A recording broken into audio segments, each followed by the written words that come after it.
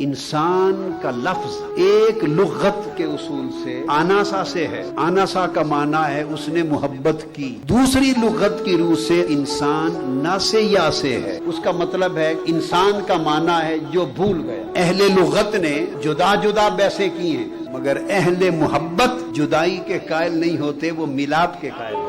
اگر تو جدا کرے دونوں باہم متضاد لگتے ہیں، اگر ان دونوں لغتوں کو جمع کر دیں پھر یہ ایک ہی شے لگتی ہے. حقیقت یہ ہے کہ محبت اس وقت تک پہچانی نہیں جاتی جب تک محبت کرنے والا بھولنے نہ لگے. اب بھولتا کسے ہے؟ جس سے محبت کرتا ہے اس ایک کو یاد کر لیتا ہے اور اس کے سب ما سوا کو بھول جاتا ہے.